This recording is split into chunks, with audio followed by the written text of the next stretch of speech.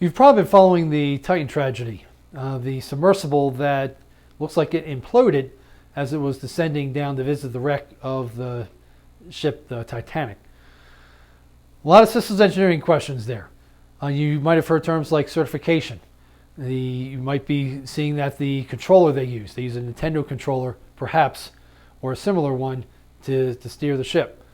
There are questions about the composite material they used in the hull. I believe it was a carbon fiber blend or carbon composite.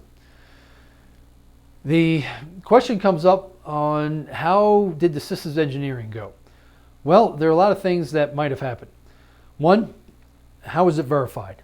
Okay, did they go to certification? And it looks like they did not, for verifying, the key requirement of withstanding hydrostatic pressure down at those depths. Was there a requirements waiver process? And were certain requirements waived, perhaps, or allowed to not be met and still approve the system, at least in-house? Now, this is where certification can help, particularly outside certification, because even if you've legitimately waived requirements, and there are reasons that that's okay, you can at least certify and validate the top-level requirements of the submersible itself to make sure it at least will provide life safety.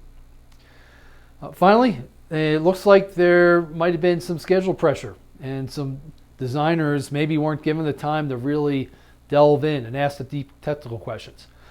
Now that's speculation that'll come out in the investigations, but there goes back to project management, and did people have enough time to complete the work? So there are a lot of questions. I have them too. I am deeply saddened by the loss. It does feel like perhaps it was avoidable. And it's just, well, there's sadness, but there's also, I hope you feel this too, a little bit of enthusiasm for systems engineering as a trade and how important it is.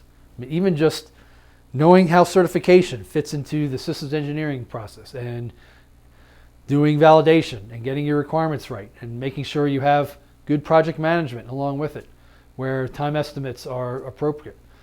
Now, all of that stuff is not very exciting perhaps at the desk, but if it's not done rigorously, we can see what happens. So I hope you could join me in just keeping enthusiasm for the field. Systems engineering is important. Material science is important.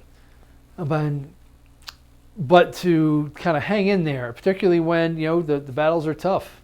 We had individuals here who tried to perhaps warn the owners or the managers there that there was safety risk. Those fights are important, and sometimes they're tough, which I understand. I'm fighting others as well, not to that level, but just hang in there. You're in the right field if you're in systems engineering, and I hope you see how important it is just as a profession with recent events.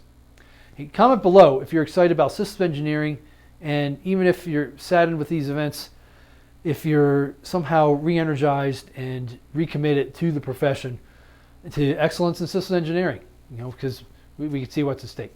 Comment below if you're excited still.